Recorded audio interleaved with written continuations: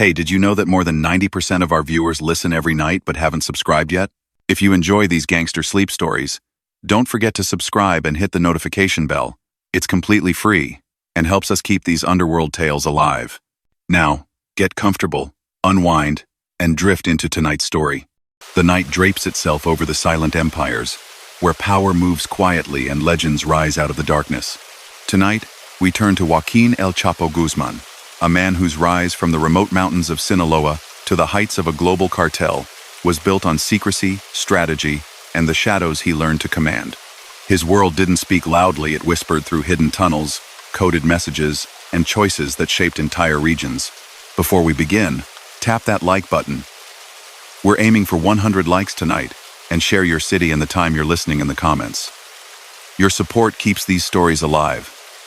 In the quiet of the night, now ease back, let the noise fade, and allow the story of El Chapo to guide you into the deep silence ahead. On certain nights, when the wind slips down from the mountains of northwestern Mexico, it carries stories with it.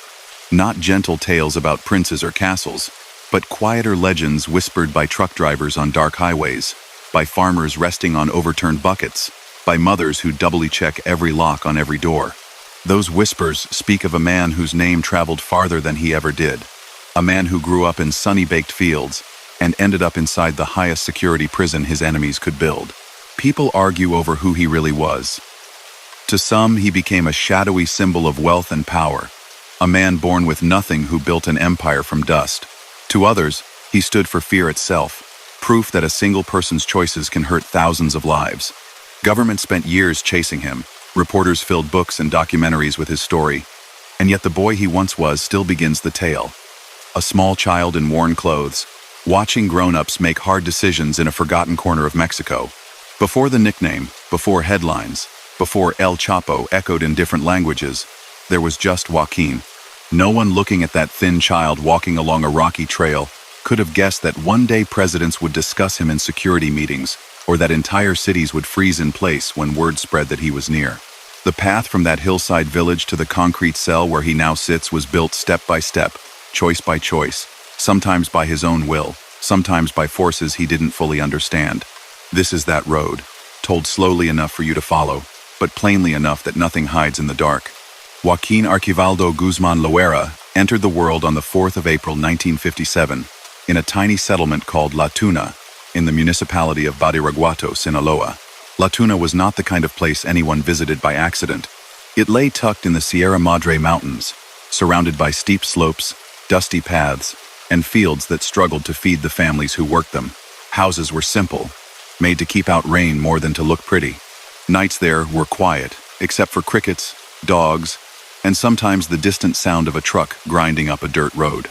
His family, like many around them, depended on the land. His father, Emilio, has been described in different ways. Some remember him mainly as a farmer. Others say he was also involved in small-scale cultivation of illegal crops. His mother, Maria Consuelo, tried to keep the household together despite poverty that crept into every corner of their lives. Food was not always guaranteed. New shoes were a luxury. School, when available, often lost the competition against the simple need to work. As he grew, Joaquín learned what poverty really meant. He helped his father with whatever needed doing. Tending fields, carrying supplies, walking long distances to bring back small amounts of money or food. Teachers later recalled that he attended school only up to about 3rd grade. After that, fields became his classroom. The mountains taught him patience and silence. Long walks taught him how to study paths, where they joined, where they crossed, who used them. Without realizing it, he was learning about routes, timing, and how things moved from one place to another. In the Sinaloa highlands, where regular crops barely covered costs, some families turned to plants that brought in more money, even though they were illegal: marijuana and opium poppies. Authorities had been battling such cultivation for decades before Joaquín was even born. Helicopters sometimes appeared overhead. Soldiers came through, destroying fields. For many locals, these crops were both a risk and a lifeline. Various biographers and investigators say that during his teens, Joaquín helped with these activities. He carried product, guarded small stashes, and gradually became part of a larger network that moved forbidden goods from remote fields toward cities, and eventually, to the United States. There were already powerful groups handling trafficking in Mexico, and Sinaloa had long produced people who joined that world. He was not a tall boy. His height later inspired the nickname that followed him everywhere: El Chapo, a slang term roughly meaning shorty. Though small in stature, he developed a reputation early on for being stubborn, determined, and quick to act. If a task needed doing, he rarely hesitated, even when the risk was high. In those hills, hesitation could mean hunger, arrest, or worse. By the late 1970s, the structure of organized trafficking in Mexico centered heavily around the Guadalajara cartel, led by Miguel Angel Felix Gallardo and other powerful figures. This group helped coordinate the cultivation, processing, and transportation of illegal drugs, working closely with Colombian organizations that supplied large quantities of cocaine. Sinaloa farmers and small operators naturally fed into that bigger system, sending their product down from the mountains to those who managed transport across borders. Different accounts disagree exactly when Joaquín first connected with the Guadalajara cartel, but the general outline is consistent. As a young man in his 20s, he left the harsh isolation of La Tuna and moved closer to where the real business took place.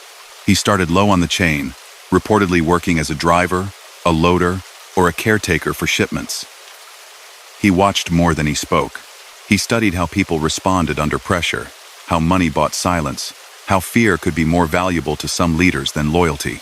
In those early years, authorities say he participated in transporting marijuana and cocaine, helping ensure shipments arrived on time, that payments were collected, and that messages moved safely between different players.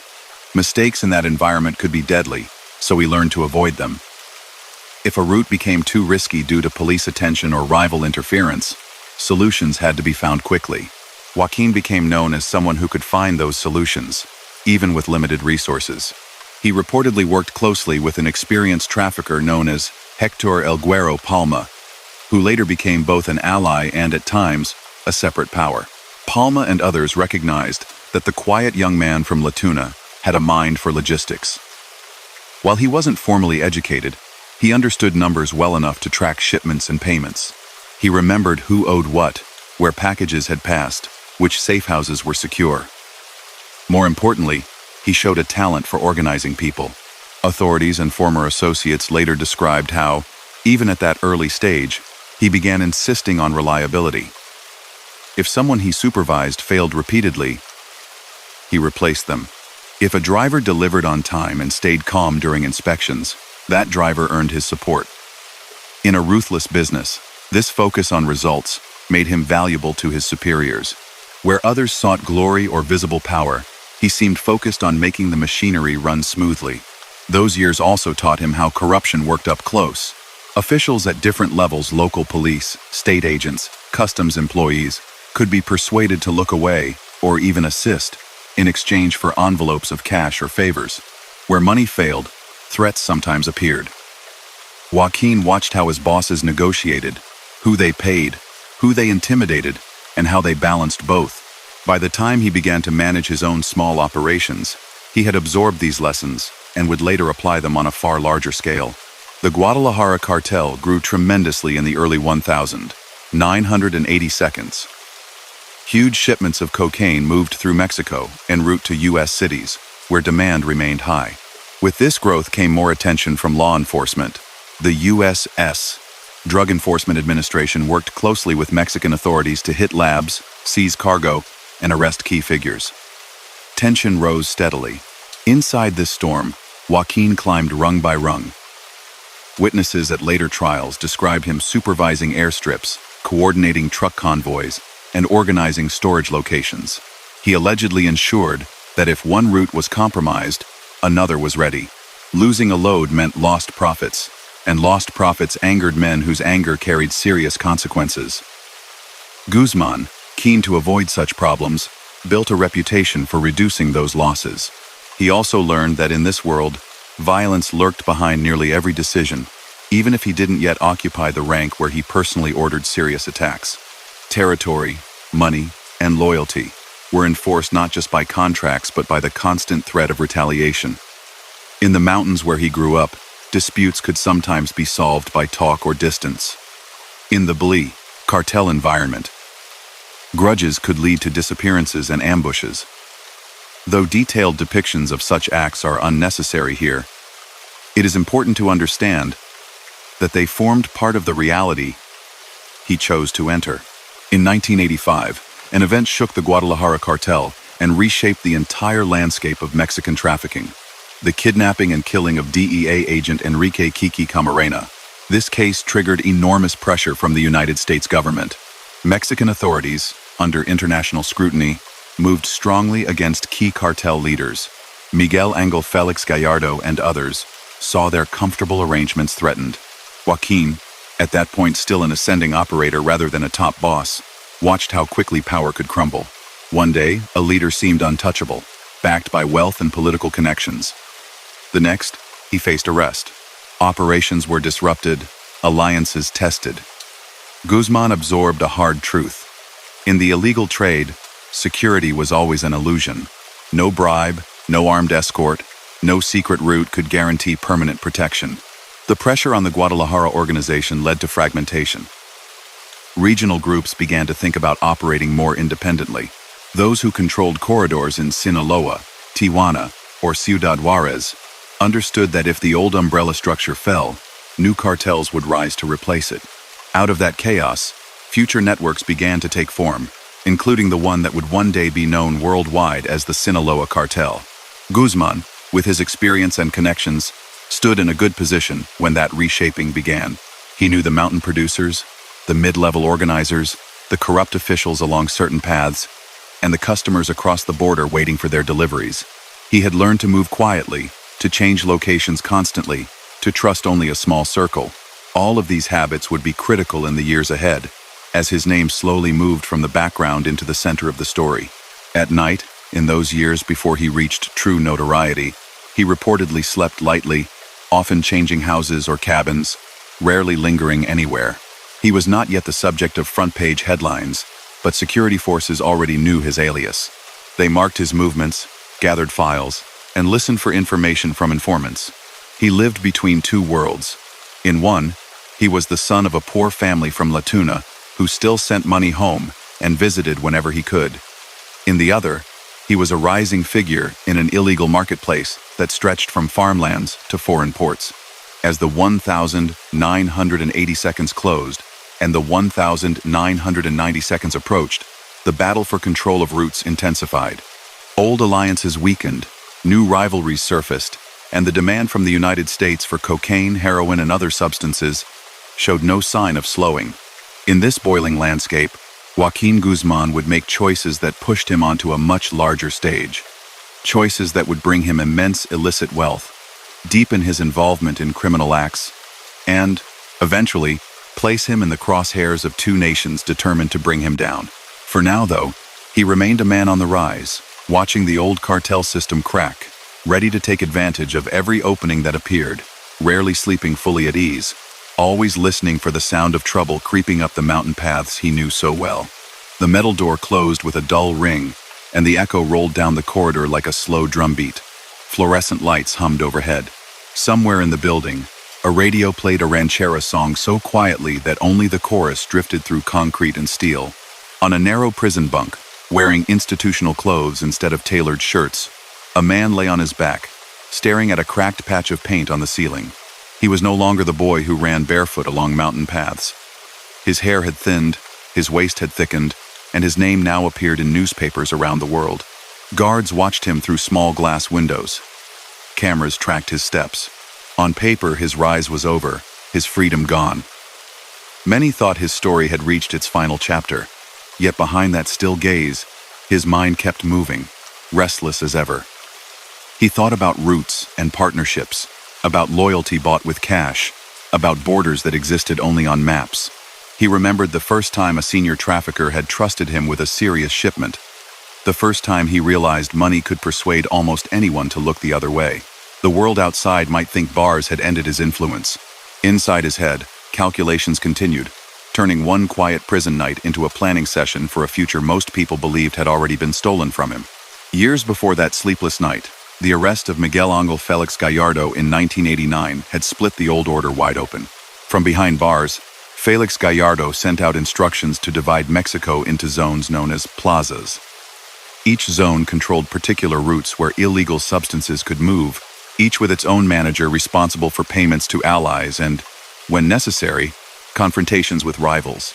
Investigators and later court documents describe how Joaquín Guzmán and his ally Héctor El Güero Palma gained control over routes in parts of Sinaloa, Sonora, and along sections of the border with Arizona. This region offered rugged terrain for hidden airstrips and remote roads, plus ports on the Pacific that connected to South America.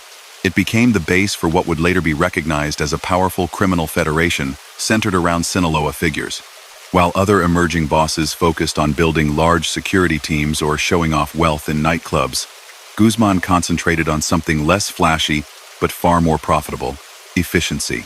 He needed to move product from producers to consumers with minimal losses.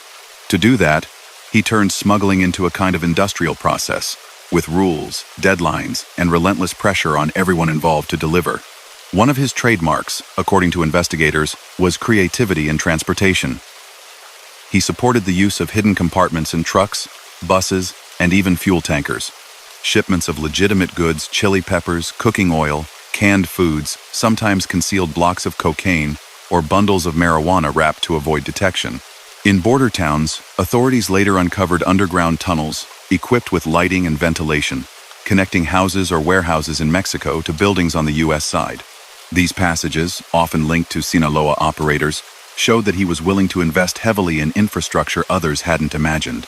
Witnesses who later cooperated with law enforcement described how he ran his section of the trade almost like a company chief. Drivers, lookouts, warehouse managers, pilots, and local intermediaries formed a chain with clear expectations. If someone delivered reliably, he rewarded them. If they stole, betrayed, or put shipments at risk, consequences followed. Again, without dwelling on unnecessary detail, it is enough to say that fear played an important role in maintaining order within his organization. In the early 1990s, as Guzmán's influence expanded, so did conflict with other groups. The Arellano Félix brothers, based largely in Tijuana, controlled another important corridor into California. The border crossing at that city offered enormous profits, and tensions between the Sinaloa network and the Tijuana organization grew steadily. The two sides clashed over payments, routes, and the loyalty of local officials. Investigative reports describe how both sides allegedly ordered attacks on each other's associates, seeking to weaken rivals and protect profits. Streets that once hosted only drunk fights outside bars began to see more sinister disputes. Ordinary residents, just trying to live their lives, found themselves in a region where criminal competition turned public spaces into arenas for sudden confrontations.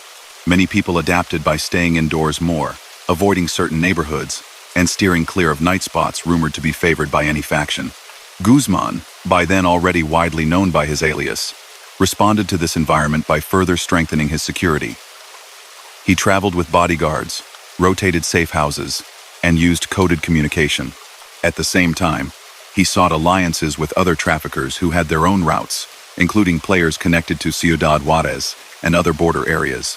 These arrangements were not always stable, but they helped him survive in an arena where few lasted long at the top. Then, in 1993, an event occurred that pushed his name into international headlines in a way that even he probably never anticipated. On May 24 of that year, Cardinal Juan Jesus Posadas Ocampo was shot and killed at the Guadalajara airport, along with several other people.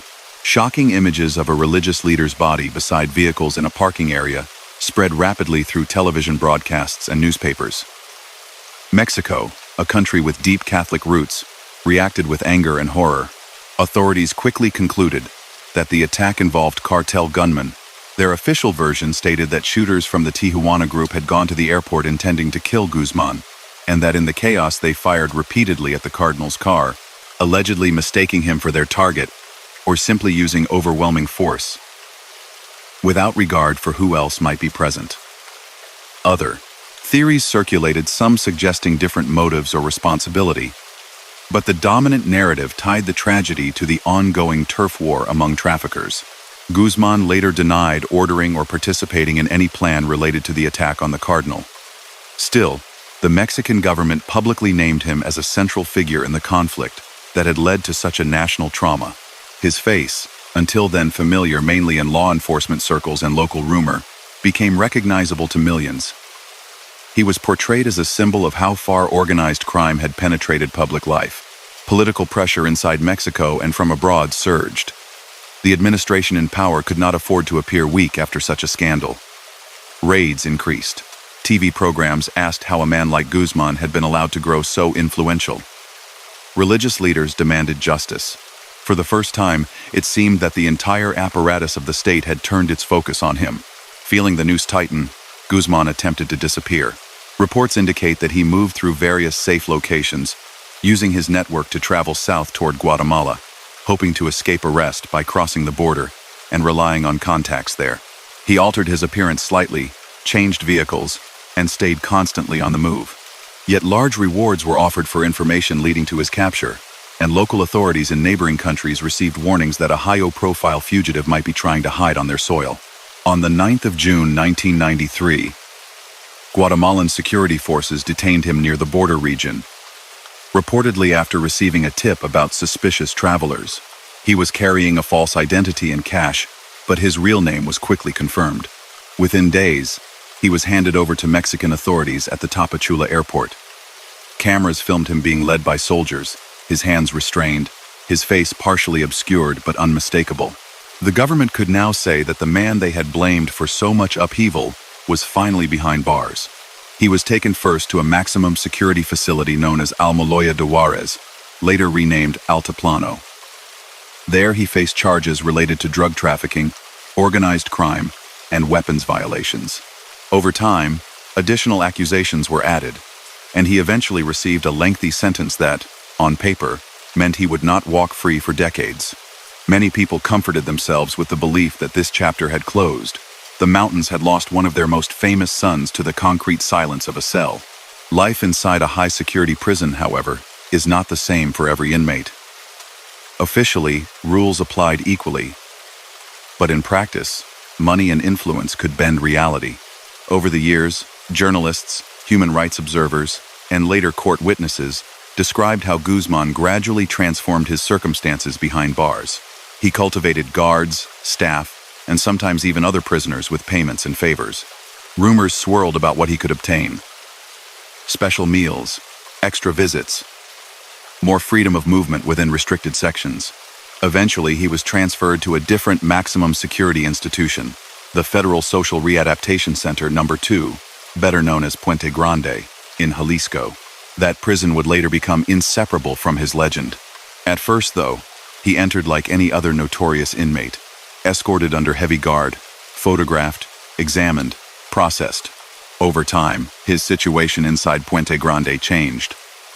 Investigations later revealed that he built a network of corruption within the facility. Some staff accepted bribes to smuggle in cell phones, give him access to restricted areas, or allow unsanctioned meetings. Visitors arrived under different pretexts. Some supposedly came as lawyers or family, others used false names. The line between inside and outside blurred. From within those walls, according to numerous testimonies, he continued directing aspects of his organization. Messages traveled through visitors, phone calls, or even coded letters. Orders about shipments, payments, and alliances flowed outward. While his physical world shrank to courtyards and corridors, his voice still reached fields, warehouses, and border crossings. This period also showed how adaptable his criminal enterprise could be. The drug trade was changing. Cocaine from Colombia remained a major commodity, but demand for other substances, including methamphetamine, was rising in the United States. Mexican groups began producing synthetic drugs in clandestine labs, sourcing precursor chemicals from Asia and elsewhere. Even from a cell, Guzmán reportedly encouraged diversification, understanding that profit followed trends in consumer markets, much like in any legitimate industry. Meanwhile, rival organizations capitalized on his confinement. The Arellano Felix brothers, the Carrillo Fuentes group in Ciudad Juarez, and others sought to take over routes once firmly under Sinaloa influence. Violence between gangs escalated. Entire regions experienced waves of intimidation that made daily life fragile. Small business owners paid protection, to whichever group controlled their area. Families worried about sons being pulled into the underworld through promises of quick money. Inside Puente Grande, though, days often followed a predictable rhythm. Guards opened doors at set times. Meals arrived on plastic trays. Inmates played cards, watched television, or exercised in small yards. To some staff, Guzmán may have appeared almost calm, a man reconciled to his fate. Yet small details hinted at the power he still held. Other prisoners showing deference, certain employees treating him with an unusual level of respect, supplies reaching him that ordinary inmates never saw. The Mexican government, for its part, used his imprisonment as proof that it could confront organized crime. Officials pointed to his case in public statements, citing his long sentence as a deterrent. Yet whispers about special treatment and ongoing influence leaked steadily, raising questions about how solid that victory truly was. For Guzmán himself, prison became both a cage and a vantage point. He had time to analyze how the landscape outside shifted. New traffickers emerged, some with flashier styles, others more disciplined. U.S. and Mexican authorities strengthened cooperation, improving intelligence sharing, radar coverage, and financial tracking. Corrupt arrangements that once seemed permanent started to erode under media scrutiny and international pressure. He knew that long stays behind bars break many people. Some sink into depression, others find religion, others simply accept that life has narrowed. According to later accounts, he chose a different path. He waited, observed, and quietly searched for weaknesses in the very system that claimed to contain him. Guards grew accustomed to his presence. Procedures, strict at first, loosened as months became years. Privileges, once impossible, became routine through constant, targeted bribery. No one watching him carefully could truly believe he had given up. He still asked detailed questions about shipments, still checked on the well-being of trusted lieutenants, still reacted quickly to news from outside. When visitors left, they carried not only greetings for relatives, but also instructions for associates spread across different states. Yet even he could not erase the basic fact of his situation. Locked doors, towers, high walls, and guards separated him from the open air of the mountains he had known as a child. He walked courtyards instead of riverbeds, counted the steps between his bunk and the cell door rather than the distance between safe houses. For all his influence, he slept each night within walls designed to keep him held. The contradiction between his apparent captivity and his continued control over a criminal network set the stage for what would come next. Outside, his name slowly faded from daily headlines, replaced by newer stories of conflict in different regions. Younger traffickers captured media attention with public threats and dramatic displays. Some commentators even wondered whether Guzmán's time had simply passed, whether he would grow old behind bars while others seized the role he once played. Inside Puente Grande, however, he had no intention of fading quietly. Each day of apparent routine gave him more knowledge about guard patterns, shift changes, security blind spots, and the personal weaknesses of those who controlled the gates. What looked from the outside like a closed story remained, from his perspective, very much unfinished. The new century arrived, and with it came a change of government in Mexico. In December of 2000, Vicente Fox took office as president, promising to modernize institutions and, crucially, to strengthen cooperation with the United States against major traffickers. Inside Puente Grande prison, word of those promises filtered into cell blocks and recreation yards. For Joaquín Guzmán, already years into his sentence, one idea stood out from all the political talk: extradition. He understood that if Mexican authorities ever sent him to face charges in the United States, his room for negotiation would shrink dramatically. From a Mexican cell, he could still influence guards, arrange favors, and keep some degree of control over his organization. In a U.S. high-security facility, far from his home turf and support networks, that would be much harder. As rumors of possible extradition spread among inmates, his sense of urgency sharpened. By that time, according to later investigations, he had already woven a thick web of corruption around himself inside Puente Grande. Guards received regular payments. Some senior officials there either looked away or actively cooperated. With money and influence, he obtained access to restricted areas, special visits, and a relatively loose movement pattern for someone with his profile. Official reports and court testimonies later described how he used this situation to prepare what many in Mexico had considered impossible: an escape from a maximum security prison. On the evening of the 19th of January 2001, after nearly 8 years behind bars, he put that plan into action. The exact sequence of events has been told in slightly different ways by different participants, but the broad outline is consistent. With the cooperation of certain staff, he left the secure section of the prison and made his way down service corridors normally reserved for employees. The most widely known version says he was hidden inside a rolling laundry cart. Another account suggests he switched uniforms and walked through areas where guards had been paid to ignore him. What unites all versions is the heavy role of bribery and coordination inside the institution. At some point that night, he passed the last physical barrier between himself and the outside. A vehicle waited. Security systems that should have detected an escape either failed or were deliberately disabled. By the time administrators realized he was missing, he had already vanished into the countryside, beginning a new chapter of life as a fugitive. The reaction from the Mexican government was a mix of shock and embarrassment. This was not a quiet escape from a small local jail. It was an exit from one of the country's top security facilities. Investigations were launched immediately. Dozens of prison employees, from low-level guards to high-ranking officials, were arrested or questioned. Many faced charges for facilitating the escape, whether through direct actions or through long-term complicity that allowed Guzmán to create the conditions he needed. Internationally, the event damaged Mexico's image in the fight against organized crime. U.S. officials, who had long pressed for tougher action against major traffickers, saw the escape as proof of deep corruption within the system. Rewards for information leading to his capture increased. Interpol notices were updated. News outlets replayed the story repeatedly, turning El Chapo into a global symbol not only of drug trafficking, but also of the weaknesses of law enforcement institutions. For Guzmán himself, the first days and weeks after leaving Puente Grande were among the most dangerous of his life. Without the shield of official custody, he was again exposed to arrest or ambush. He reportedly moved quickly toward remote areas he knew well, the mountains of Sinaloa and neighboring states. There, hidden on ranches and in small villages, he relied on long-standing ties with local families and loyal gunmen. Rebuilding his freedom meant rebuilding his position in the criminal world as well. During his years in prison, others had grown stronger. New leaders had emerged in different regions. Some of his old allies, like Hector El Güero Palma, were themselves imprisoned.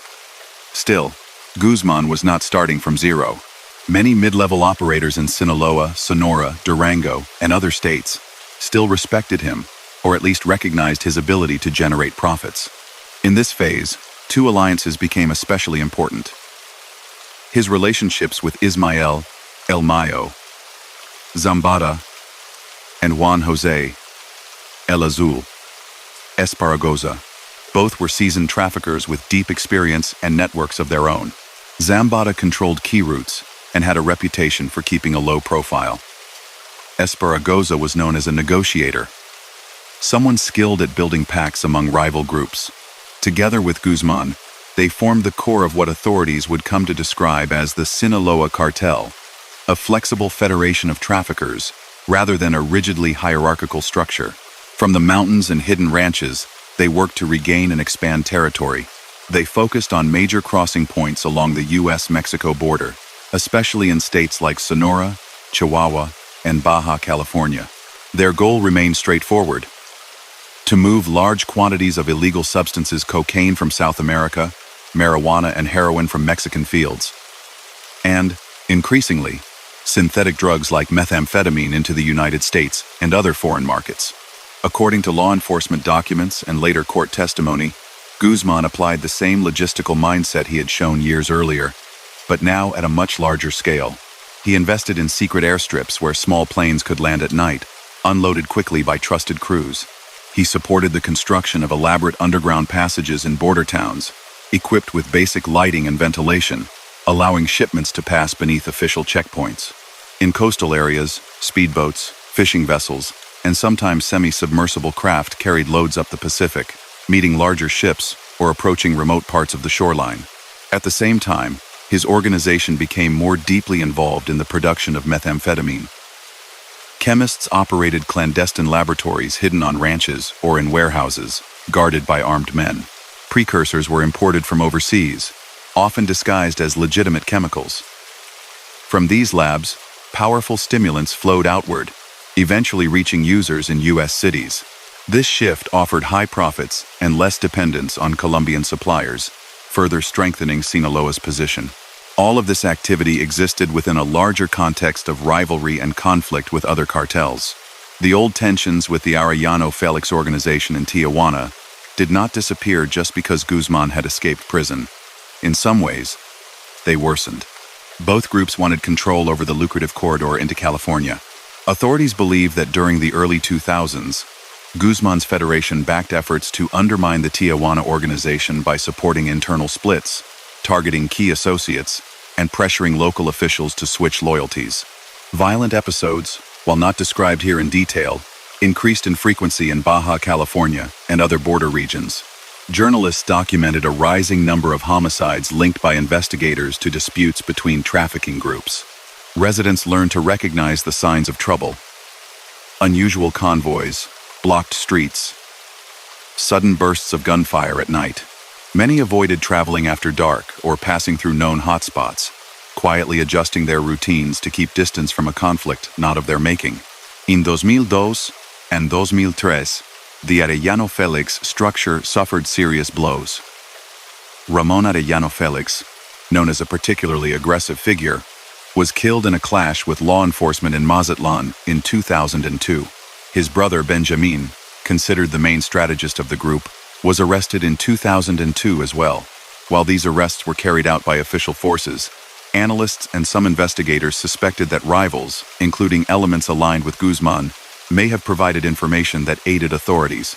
Whether or not that is true in specific cases, the pattern is clear. As the Tijuana group weakened, the Sinaloa alliance expanded its influence across more of the northwestern border. Yet success in one region did not bring peace overall. In other parts of Mexico, new conflicts emerged. The Gulf Cartel, based largely in Tamaulipas, had developed its own powerful armed wing, a group of former soldiers known publicly as Los Zetas. Together, they controlled crucial routes in the northeast, especially around Nuevo Laredo, a city directly opposite Laredo, Texas. Conflicts between the Sinaloa Federation and the Gulf Zetas alliance would later turn several cities into battlegrounds, though during the early 2000s, those tensions were still building. Meanwhile, another longest-standing organization, the Juarez Cartel, led by the Carrillo Fuentes family, controlled crossings in Chihuahua. Cooperation and rivalry mixed there in complex ways. For periods, Sinaloa traffickers used Juarez routes under negotiated agreements. At other times, suspicion and mistrust eroded these arrangements. In 2004, according to Mexican authorities, a critical event worsened relations. Rodolfo Carrillo Fuentes, younger brother of then-leader Vicente Carrillo Fuentes, was killed along with his wife in Culiacán. Investigators later alleged that Guzmán ordered this act after Rodolfo supposedly refused to meet with him or treated him disrespectfully during a proposed negotiation. Whether the exact motive can be proven or not, the effect was undeniable. Open hostility erupted between the Juarez organization and Sinaloa. This new hostility contributed to a broader wave of violence in Chihuahua, including in Ciudad Juarez itself, though the most intense phase would come a few years later. Ordinary people in those areas felt the consequences through increased intimidation, disappearances, and the constant fear that simply being in the wrong place at the wrong time could turn fatal. Behind many of these tragedies lay decisions made in hidden ranches, secure houses, and hotel suites, where men like Guzmán weighed risks and rewards with cold calculation. Throughout this period, U.S. authorities kept tightening their focus on him. Federal grand juries issued indictments in several districts, charging him with leading a vast conspiracy to import controlled substances into the United States, distribute them, and launder the proceeds. The U.S. government publicly labeled him one of the most wanted traffickers in the world, offering multi-million-dollar rewards for information leading to his arrest. His name appeared on lists alongside terrorists and other international fugitives. Back in Mexico, corruption remained a central tool of his survival strategy. Reports from later court cases and journalistic investigations describe payments to municipal police, state officials, federal agents, and sometimes even military personnel. In exchange, he expected advance notice of planned operations, freedom to move in certain areas, or help in recovering seized shipments. In some towns and cities, his organization exercised more real control over daily security conditions than the formal authorities did. At the same time, he cultivated an image within certain rural communities as a benefactor. Stories circulated, some true, some exaggerated, about him funding local festivals, helping families in need, or financing small infrastructure improvements. For people in remote villages long ignored by the state, such gestures complicated his image. They knew he led a criminal group responsible for violence and addiction, yet some also saw him as someone who, at least occasionally, sent money where no one else did. This contrast helped him secure silence and loyalty in regions where he sought refuge. His personal life during these years reflected the contradictions of his position. He had multiple relationships and marriages over time. He fathered children with different women. Some of his sons later followed him into the sphere of criminal activity, while others tried to keep distance. In the mountains, he sometimes appeared almost relaxed, attending private gatherings, listening to music, sharing meals with close associates. Yet even in those moments, armed bodyguards stood nearby, scouting hillsides, checking roads, listening to radios. The fear of betrayal never completely left. He frequently changed locations, seldom sleeping several nights in the same place. Safe houses in cities featured reinforced doors, secret exits, and sometimes tunnels leading to neighboring properties. Rural hideouts blended into the landscape, modest-looking houses that concealed secure rooms and communication equipment. Wherever he stayed, communication formed a vital bridge between him and his far-flung network. Cell phones, radios, and later satellite phones allowed him to coordinate shipments, resolve disputes, and approve or deny proposals from underlings. Voice codes and nicknames helped obscure identities during calls. Couriers still played an important role, carrying written notes or memorized messages when electronic communication seemed too risky. Through this web, Guzmán remained involved in operational decisions, even as he avoided direct contact with many places where his influence was felt. By the mid-2000s, his organization had become one of the dominant forces in the hemispheric drug trade.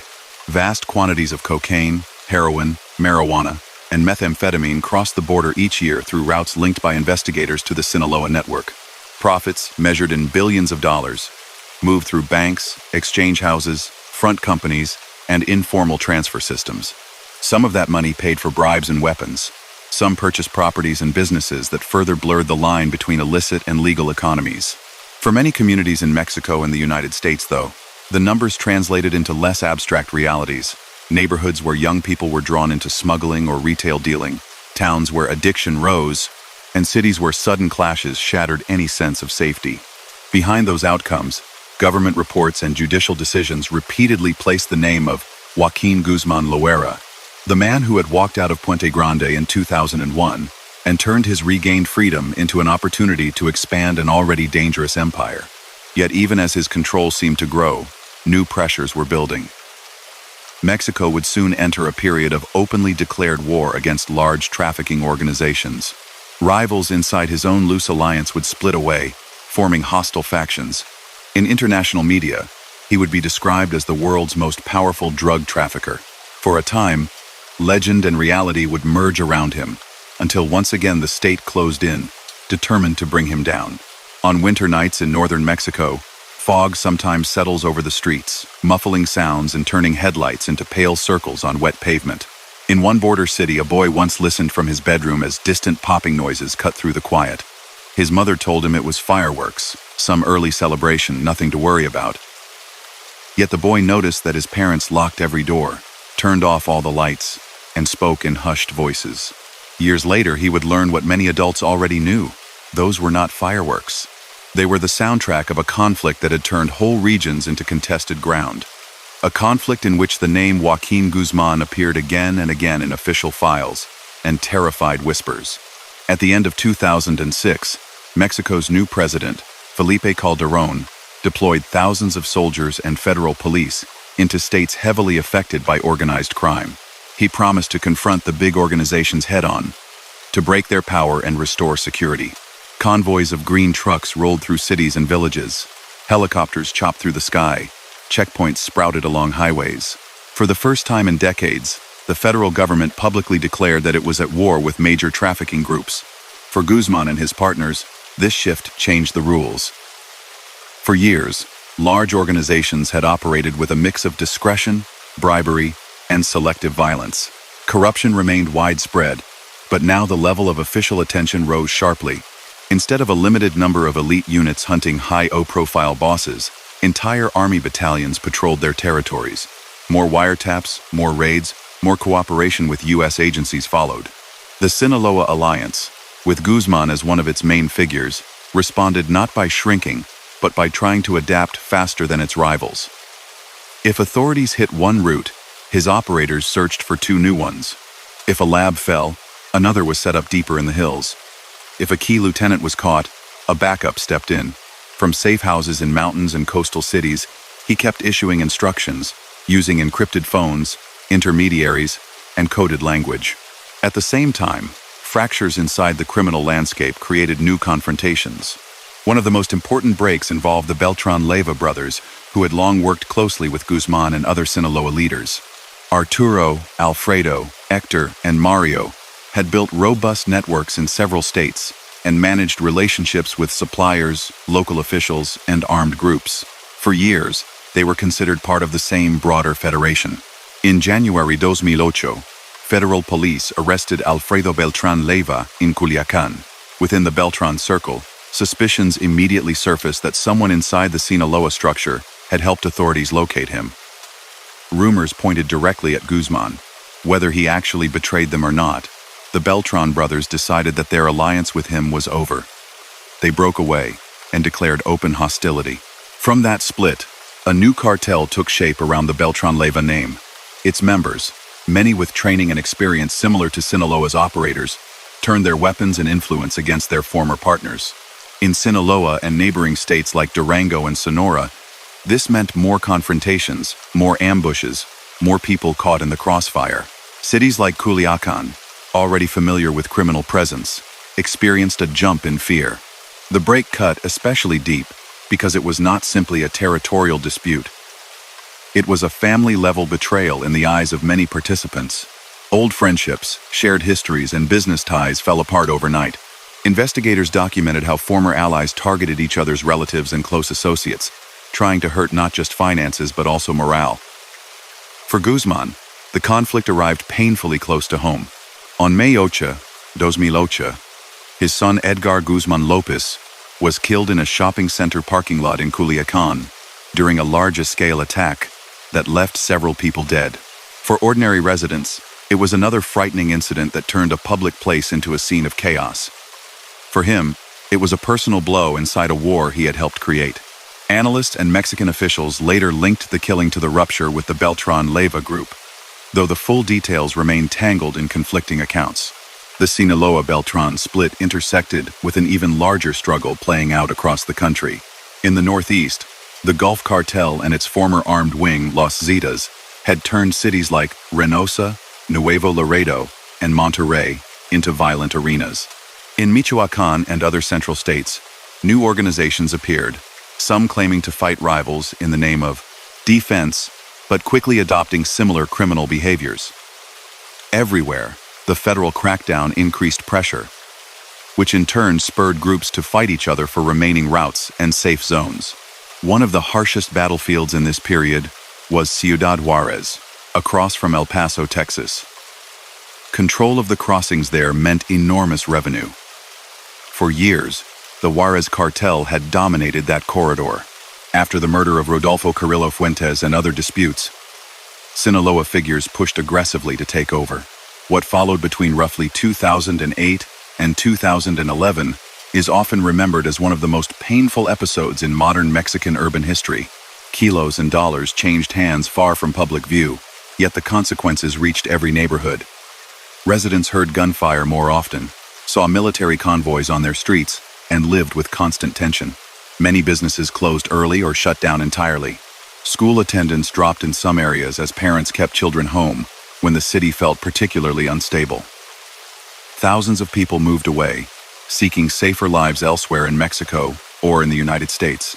While other organizations also contributed heavily to the damage in Juárez and elsewhere, law enforcement reports consistently identified Sinaloa networks as major players pushing to gain or maintain control. They moved tons of cocaine, heroin, marijuana, and methamphetamine through border crossings, cargo vehicles, and underground passages.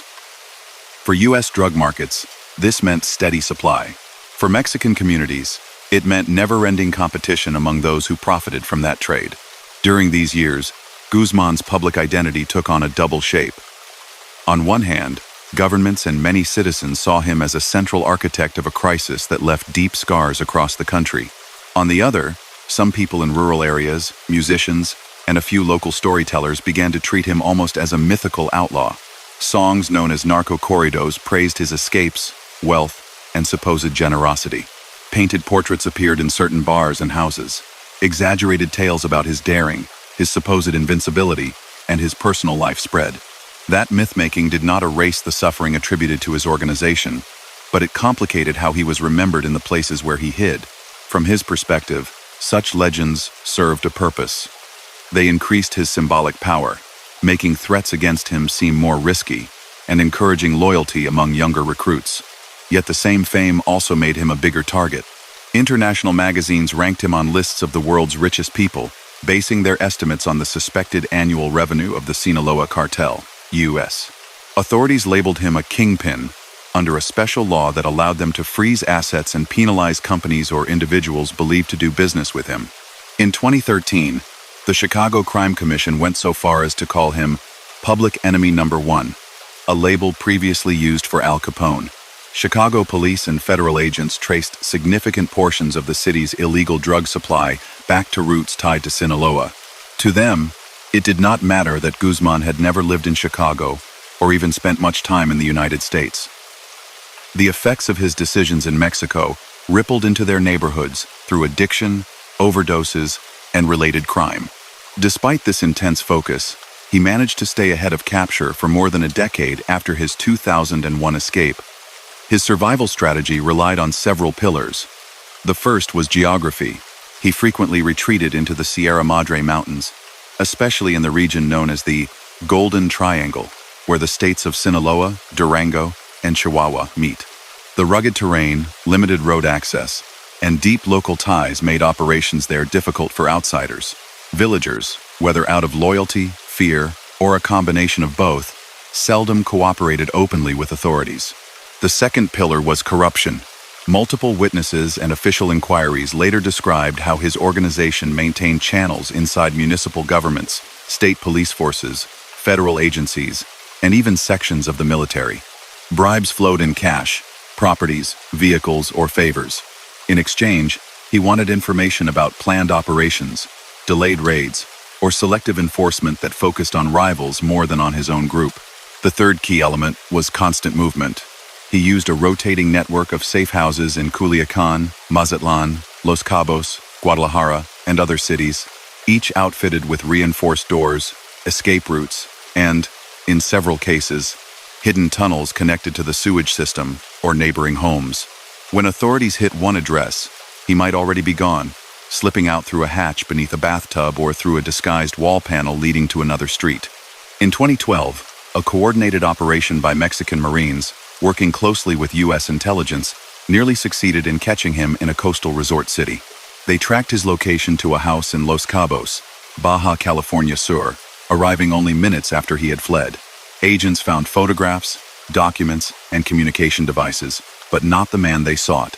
Incidents like this reinforced his reputation within his organization as someone incredibly hard to corner, but they also showed that the circle around him was tightening. Even in the mountains, signs of pressure appeared. Helicopters hovered more often overhead. Soldiers patrolled rural paths. Roadblocks popped up unpredictably. Some of his associates were captured or killed. Old pathways for chemicals and precursors became riskier, forcing labs to move or shut down. Each hit may have been small compared to the total size of his operation, but together they chipped away at his room to maneuver. During this era, his personal life also became more visible, though he still tried to keep it insulated from his criminal dealings. In 2007, he reportedly married Emma Coronel Aispuro, a young woman from Sinaloa with ties to regional networks but without a public criminal record. Later, she would attract her own media attention and, years afterward, face charges in the United States related to assisting her husband's activities. At the time, however, Their relationship mostly entered public awareness through scattered reports, sightings at festivals, rumors of lavish private celebrations, and, in 2011, when she gave birth to twin girls in California, using her legal documents to enter and leave the country. Stories of his wealth and lifestyle multiplied: ranches with private zoos, cars lined up in garages, expensive jewelry, parties with bands playing all night. Some details were confirmed by later seizures or witness testimony. Others remain part of the fog surrounding any figure who inspires both fear and fascination. What is clear is that while he lived with great material comfort when circumstances allowed, he rarely enjoyed the kind of stable, open luxury that legitimate millionaires do. Every gathering involved security. Every trip required planning far beyond normal travel. Every night, even in ornate homes, he slept with the knowledge that soldiers or rival gunmen could appear at any time. As the 2010 seconds began, the broader picture of organized crime in Mexico remained highly fragmented. Some of his old rivals fell. Arturo Beltran Leyva died in a shootout with Marines in 2009. Several leaders of the Gulf Cartel and Los Zetas were killed or captured in subsequent years. Newly formed groups like the Jalisco New Generation Cartel started gaining ground. Each arrest or death created power vacuums that neighboring organizations rushed to fill, often triggering fresh violence. Through it all, the Sinaloa cartel endured. Its structure, more horizontal than vertical, allowed it to survive the loss of particular individuals without collapsing. Partners like Ismael, El Mayo, Zambada kept operations steady in many regions. Younger figures, including several of Guzmán's sons, took on operational roles. Drug shipments continued to move north, while cash and weapons flowed south, hidden in compartments and disguised cargo. Yet even an organization that adaptable cannot ignore the full weight of two governments converging on one man. Behind the scenes, cooperation between U.S. and Mexican agencies deepened. Wiretaps, informants, surveillance aircraft, financial tracking software, and human intelligence all contributed to a growing portrait of his movements and habits. Pieces that once seemed scattered began to form a clearer picture. On the 22nd of February 2014, that picture finally led authorities to him. After a series of raids in Culiacan, where he escaped through hidden tunnels and sewer lines, Mexican Marines traced him to an apartment building in Mazatlan, a popular coastal city in Sinaloa. Acting before dawn, they surrounded the building and moved quickly inside. There were no dramatic gun battles this time, no long chase through streets. They found him in a modest room, reportedly unarmed, staying there under a false name with an associate and his spouse. Cameras filmed him being led out wearing a casual shirt, hands restrained, surrounded by masked Marines. This time, Mexican officials emphasized that he would be placed in the country's highest security prison, under tighter control than ever before. The president's administration framed the arrest as proof that no criminal, however powerful, was beyond the state's endocrine reach. For millions of people in Mexico and abroad, the images sparked a mixture of relief, skepticism, and weary déjà vu. They remembered that 12 years earlier, he had also been a prisoner, and that he had walked out of a facility supposedly designed to hold the most dangerous inmates. Would this time be different? Could a man who had spent his life bribing and outmaneuvering authorities really be kept under lock and key?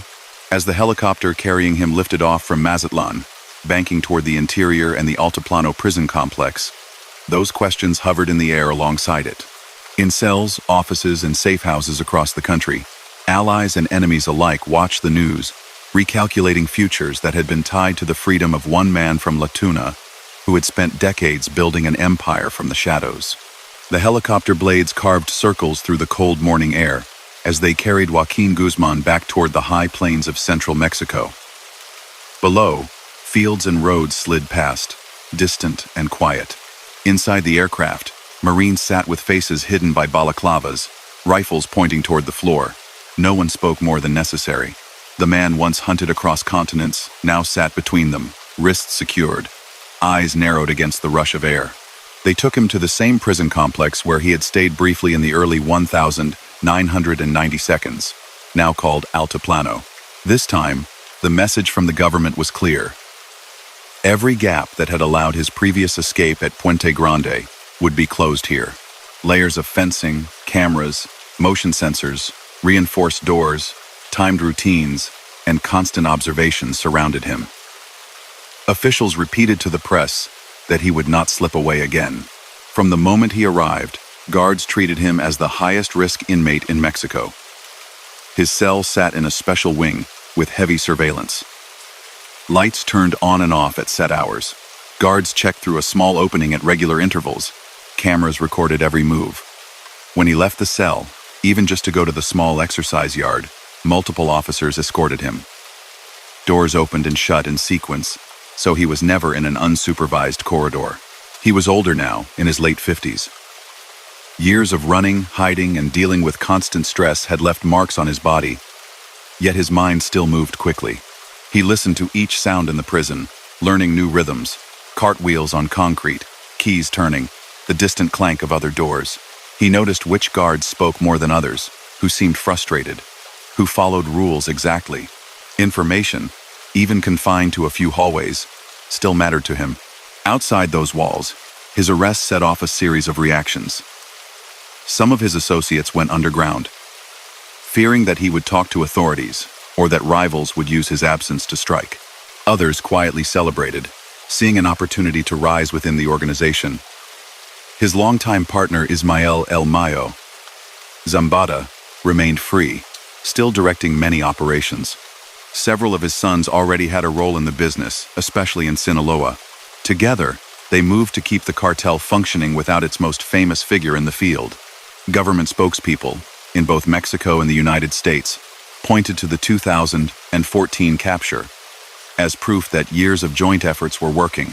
Press conferences mentioned radar systems, shared intelligence, and undercover investigations. Still, they knew that putting Guzmán behind bars did not automatically end the reach of his network. The Sinaloa cartel, by design, could continue moving drugs, even if any one leader fell. Inside Altiplano, he hired lawyers and prepared to fight.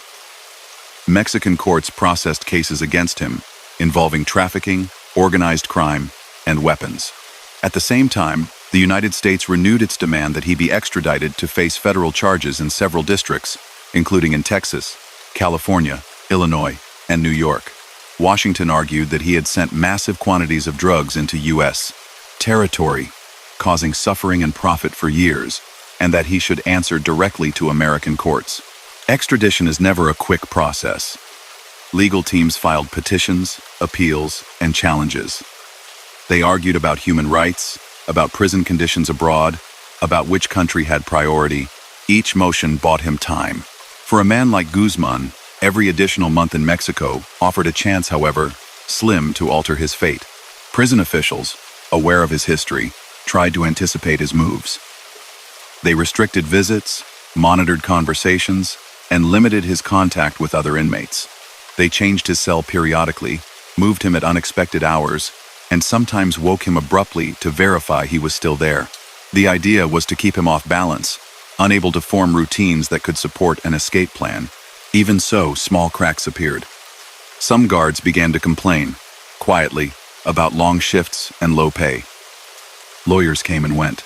Official records later showed that over time, his legal representatives filed numerous complaints about alleged mistreatment and strict security measures.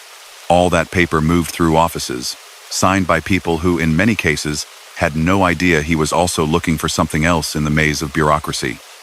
Any hint of weakness. Outside, his organization continued to adapt. Labs shifted locations to avoid raids. Shipments moved along sea routes, through border tunnels, and by commercial vehicles with hidden compartments.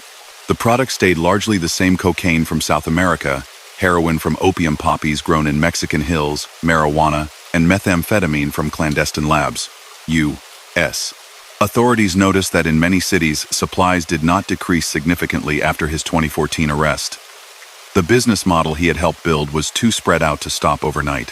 While his partners focused on keeping money flowing, a quieter effort took shape inside and around Altiplano. Court documents and later investigations describe how a group of family members, lawyers, engineers, and local workers slowly laid the groundwork for something daring. A second escape. Suppliers bought land near the prison. Construction, supposedly for agricultural purposes, began. In reality, a long underground passage gradually took form, starting far from the prison grounds, and moving inch by inch toward the cell block where he slept. The tunnel builders worked in secrecy, using noise reduction methods, carrying out soil at night, and reinforcing the passage so it would not collapse. On the surface, to anyone driving by, the field seemed quiet. Within the prison, Guzmán's daily life looked monotonous. He ate simple meals, read limited material, and met periodically with his lawyers. He was allowed exercise in a small yard with high walls that blocked most of the sky. Every movement was recorded. Guards had to document each step of his routine. To the authorities, this strict regimen meant they would spot any unusual activity. Yet something unusual did begin to appear. In his cell, a small corner of the shower area, covered by a short dividing wall, started to change. No one noticed at first. Cameras, positioned high, did not have a clear view behind that partial wall. Guards checking through the door slot saw him going in and out of the shower space, but nothing seemed out of place. The prison had been designed around vertical security. The people who built the tunnel aimed from below. On the evening of the 11th of July 2015, he paced in his cell as he often did. Records would later show that he walked back and forth for several minutes, pausing at the shower area repeatedly. Guards watching on monitors saw nothing more than a restless inmate. Then he stepped behind the short partition and did not come back out. Minutes passed. A guard called out his name. No answer. Staff went to the cell, opened the door, and checked the shower corner. Instead of finding him standing there, they found a rectangular hole in the floor, with a ladder descending into darkness. The impossible had happened again. The country's most notorious prisoner had vanished beneath their feet. Emergency sirens sounded. Doors locked. Helicopters scrambled to search the surrounding rural area. Politicians rushed to secure information before facing cameras. Within hours, the world knew that Joaquín El Chapo Guzmán had escaped once more, this time through an underground passage leading from his cell to a building over a kilometer away. The details of that tunnel astounded investigators. Electric lighting along the wall, ventilation, rails for a small motorized cart that could shuttle someone quickly through the passage. Its exit point lay inside a simple structure in a field, with tools scattered around as if workers had just stepped away. Constructing such a thing required money, time, engineering knowledge, and crucially, either confidence or proof that prison authorities would not detect the digging. Public reaction inside Mexico mixed anger with disbelief. For many citizens, the escape confirmed what they had long suspected. That corruption ran deep enough to make even the tightest security porous when enough money was involved. Social media filled with jokes and bitter comments. International news outlets questioned how a man who had embarrassed the government in 2001 could do so again in 2015 after all the promises of reform. The administration responded by arresting dozens of prison employees and federal officials. Investigations sought to determine who had looked away or actively assisted. Some staff faced charges. Others were fired or reassigned. The government increased rewards for information leading to his recapture and formed special units to chase him. U.S. agencies renewed offers of technical support. For Guzmán, the first hours of freedom after the tunnel were critical. He surfaced into night air, climbed into a vehicle, and immediately disappeared into the network of safe houses and country roads that had protected him for years. He was now in his late 50s, but his habits remained the same. Change cars often, rotate locations, trust only a narrow circle. In the mountains, fireworks marked his return in some villages, though residents rarely admitted openly to celebrating. His organization adjusted quickly.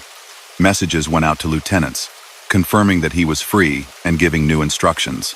Some routes may have slowed during the confusion around the escape, but soon shipments resumed. For his partners and many subordinates, his second escape seemed to prove that he could not be contained, reinforcing the myth of invincibility that had grown around him. Yet the world he re-entered was not exactly the same as the one he had left in 2014. Surveillance technology had advanced. Cooperation between Mexico and the United States had deepened. Inside his own organization, younger figures had grown more independent.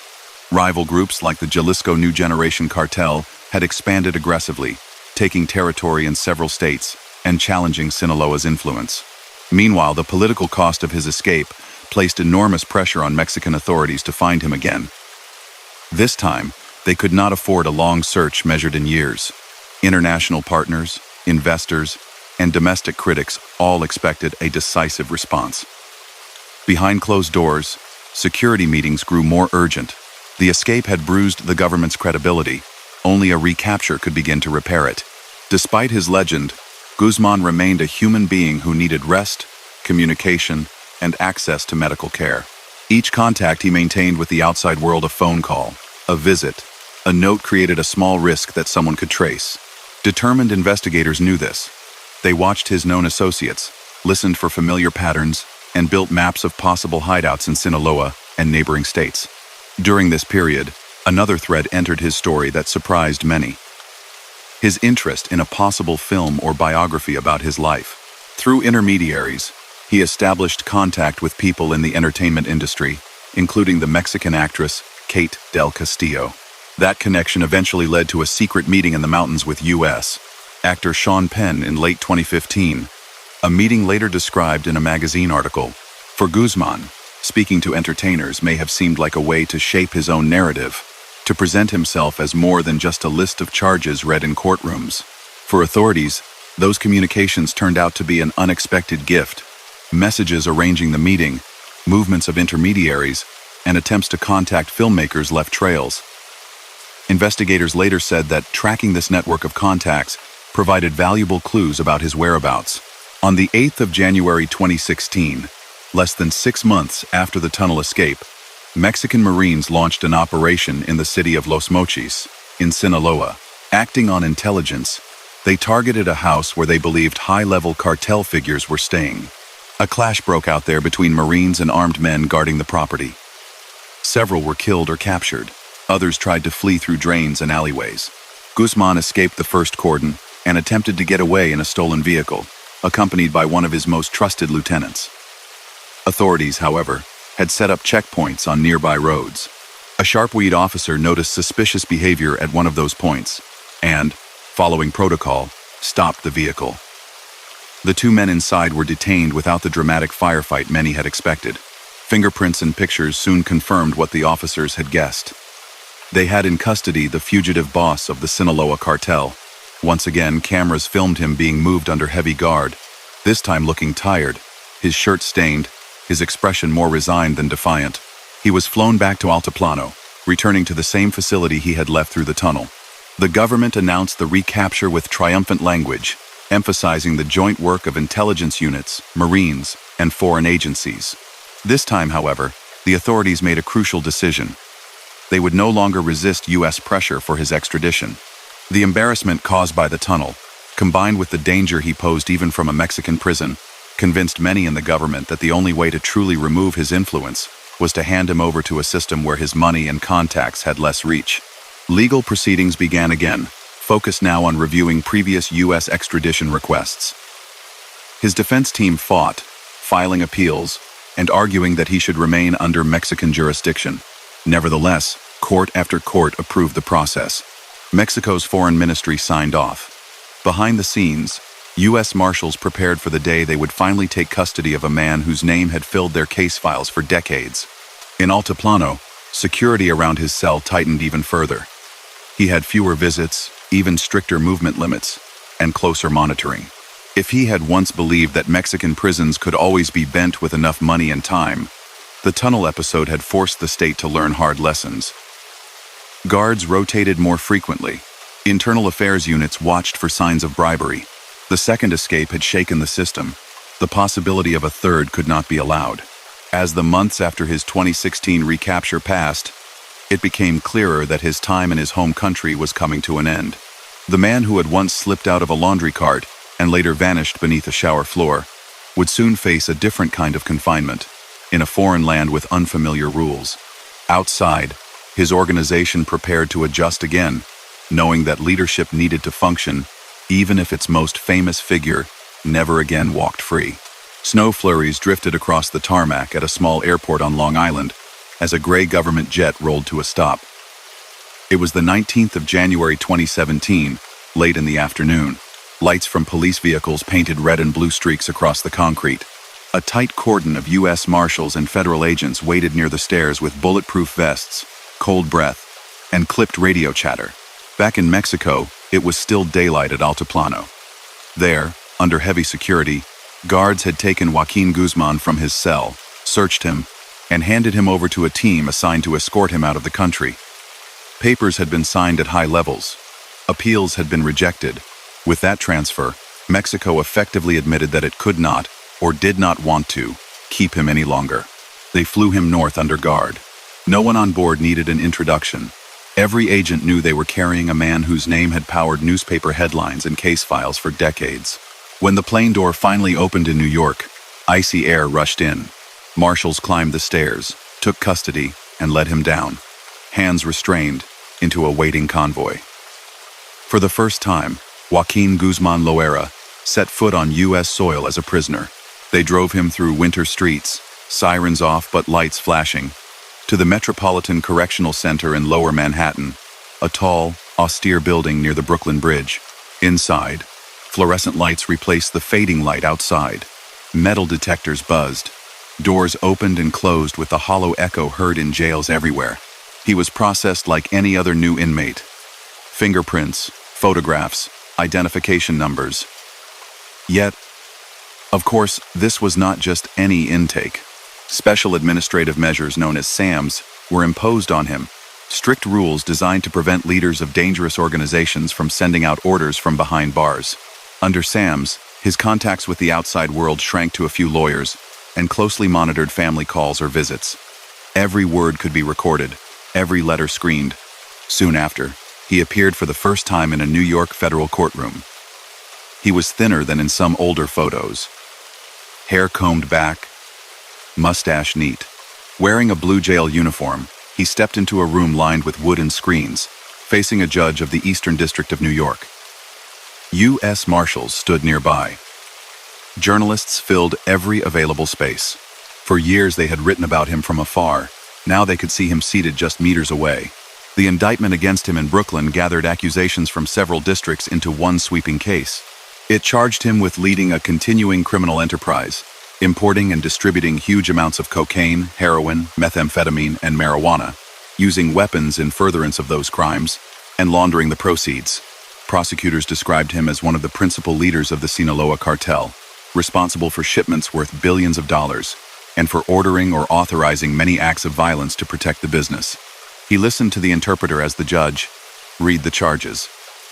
When asked for a plea, he answered not guilty. From that moment, two stories moved forward at the same time. One took place in court filings, legal motions, and evidence review. The other ran inside a narrow cell at MCC, where isolation pressed in from all sides. By then he was almost 60. He had spent long stretches in hiding and in Mexican prisons, but the U.S. federal system was something else entirely. His cell was small, with concrete walls, a narrow bed, a combination sink and toilet, a narrow window giving only a slice of sky. Under SAMs, most of his day passed without contact. He could not talk freely with other prisoners. Calls and visits with family were rare and tightly limited. Guards escorted him whenever he left the unit. His lawyers complained repeatedly to the judge that these conditions made it hard to prepare a defense. They said their client suffered headaches, anxiety, and trouble sleeping. They argued that the level of isolation was unnecessary and amounted to punishment before conviction. Prosecutors replied that his history to escapes from maximum security prisons, including one by tunnel, made extraordinary measures essential. While those arguments played out in pretrial hearings, teams of agents and attorneys worked through mountains of evidence. Years of investigations had produced seized ledgers, intercepted phone calls, text messages from encrypted devices, testimonies from former associates, banking records, photographs of tunnels, and reports from undercover operations. They prepared to turn that material into a narrative that a jury could follow. How cocaine left Colombia in planes and boats, how it passed through Central America and Mexico, how it entered the United States hidden in train cars, semi-trailers, and underground passages. They also lined up witnesses. Many were former collaborators of the Sinaloa cartel, traffickers arrested in the U.S. or abroad, who had agreed to cooperate in exchange for reduced sentences or other benefits. Others were former Mexican officials or employees who had once accepted bribes to look away. Each brought a fragment of the larger story: a flight they organized, a meeting they attended, a payment they handled, a threat they heard.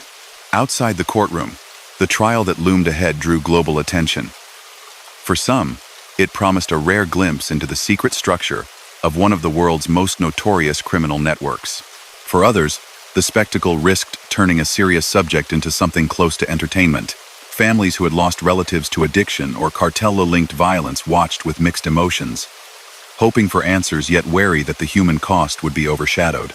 Jury selection began in November 2018 inches. Brooklyn, under extraordinary protection, the names of jurors were kept anonymous. Their identities were known only to the judge and a few officials, a rare step meant to shield them from possible intimidation or retaliation. Marshals escorted them into the courthouse through secure entrances. Before being chosen, each potential juror answered detailed questions about media consumption, opinions regarding drugs and law enforcement, and whether they could fairly judge a man whose name had appeared in countless headlines. Finally, a jury was sworn in. The trial of United States versus Joaquín Guzmán Loera opened in a heavily guarded courtroom overlooking the Brooklyn waterfront. Outside, streets were blocked. Snipers watched from rooftops. Inside, he sat at the defense table in a dark suit, headphones on, listening as interpreters translated every word of testimony into Spanish. Over the next several months, the courtroom became a stage on which his life and work were examined in minute detail. Former associates took the stand one by one, raising their right hand, swearing to tell the truth, and then describing deals, flights, tunnels, and meetings. Jesus El Rey Zambada, brother of Ismael El Mayo Zambada, told jurors that he had overseen shipments and finances for the Sinaloa cartel in Mexico City. He explained how bribes were paid to police, military officers, and officials to ensure that shipments moved without interference. He spoke about cash in suitcases, trucks filled with hidden packages, and coded conversations with Guzmán about profits and deliveries. Vicente Zambada Nibla, El Vicentillo, son of Mayo, echoed and expanded on those accounts. Arrested in 2009 and extradited to the U.S., he had already pleaded guilty and agreed to cooperate.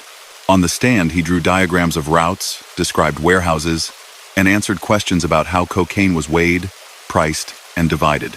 He talked about flights leaving clandestine airstrips in Central America, guided by corrupt air traffic controllers, heading north toward ranches and runways controlled by Sinaloa operators.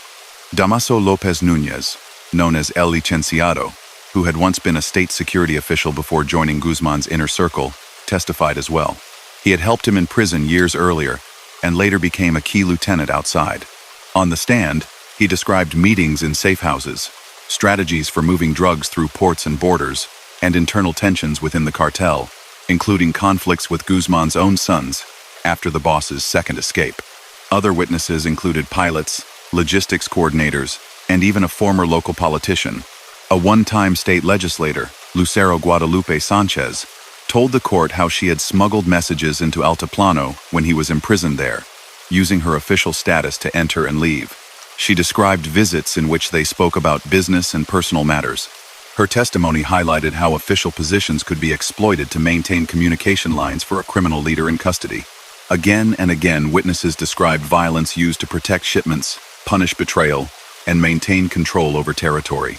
The judge and prosecutors kept descriptions within limits, avoiding gratuitous detail, but the basic picture was clear. Threats, abductions, and killings formed part of the cartel's enforcement methods. The trial was not only about drugs, it was also about how power was exercised in shadows. At times, the testimony reached into the highest levels of Mexican politics. One cooperating witness claimed that huge bribes had been paid to senior officials, even alleging payments to a former president. Those accusations were denied by the people named and the Mexican government. The judge reminded jurors that their task was to judge the evidence related specifically to the crimes charged against Guzmán, not to decide the truth of every allegation about others. The defense, led by a team of experienced attorneys, tried to undermine the government's portrait. They argued that the prosecution's main witnesses were themselves serious criminals, men who had committed grave acts, and now sought to save themselves by blaming their former boss. They suggested that Ismael El Mayo Zambada, still free, was the real mastermind behind many operations, and that their client had become a convenient symbol, easier to target because he was in custody. During cross-examination, defense lawyers pressed witnesses on their past lies, the benefits they expected from cooperation, and inconsistencies in their statements. They aimed to show the jury that the government's picture rested on the words of people who might tell any story if it shortened their time in prison. They did not call Guzmán himself to testify. Putting him on the stand would have opened him up to more than just questions about his own actions. It would have allowed prosecutors to probe every detail of his long career. While jurors heard about tons of cocaine and millions of dollars, occasional glimpses of his personal life surfaced as well. Prosecutors introduced text messages recovered from seized devices, in which he wrote to Emma Coronel about family and jealousy, using affectionate nicknames, commenting on their twin daughters, giving instructions about security. Other exchanges showed him coordinating with associates on shipments and travel, sometimes combining business talk with light small talk in the same thread. Journalists covering the trial described his behavior. Sometimes attentive, sometimes speaking quietly with his lawyers, sometimes glancing back toward the gallery where his wife Saturday. People who had only seen him in mugshots or grainy wanted posters now saw a small, aging man sitting under fluorescent lights, reacting to stories of events he had once directed from hidden ranches and mountain cabins. Week after week, the government called more witnesses, each reinforcing the overall narrative. A man who rose from a poor village in Sinaloa to co-lead a sprawling trafficking network, moving vast quantities of illegal drugs into the United States and using intimidation and corruption to protect that flow. Their stories differed in details, but the broad pattern aligned. Finally, in early 2019, after more than 2 months of testimony, both sides presented closing arguments. Prosecutors walked jurors through the main points: the drugs, the money, the communications, the witnesses, the tunnels. They said the evidence showed beyond reasonable doubt that Guzmán had been at the top of the organization and bore responsibility for the crimes charged. The defense insisted that the case was built on unreliable narrators, that the government had exaggerated his role, turning him into a villain figure to claim a high-profile victory. The jury began deliberating in a secure room, their names still undisclosed to the public. They reviewed transcripts, asked questions, and took several days to go through the counts. On the 12th of February 2019, they returned to the courtroom with their decision. As the clerk read the verdicts, one after another, the words, "guilty," filled the room. Guilty on all counts: running a continuing criminal enterprise, multiple drug charges, weapons conspiracies, money laundering. Sitting at the defense table, Guzmán stared straight ahead, his face tight. When the reading finished, the judge thanked the jurors for their service and dismissed them, reminding them that their safety remained protected. Outside, prosecutors spoke to cameras about dismantling a major criminal leader. They emphasized the international cooperation that had brought him there. Mexican authorities, U.S. agents, and other partners who had tracked him over years. In Mexico, reactions were mixed. Some saw the conviction as overdue justice. Others pointed out that many cartel structures still operated, and that removing one leader did not repair the deeper social and institutional problems that had allowed the business to thrive. The formal sentencing took place a few months later, on the 17th of July 2019. The courtroom was again full. Reporters, federal agents, officials, a few family members, and observers. Prosecutors argued that only the harshest possible punishment, life imprisonment plus decades more, could match the scale of his crimes. They talked about the addicted, the disappeared, the communities twisted by fear, and the public servants who had risked or lost their lives trying to confront his organization. Before the judge pronounced sentence, Guzmán had the chance to speak. Through an interpreter, he complained about his pretrial confinement, calling it psychological torture.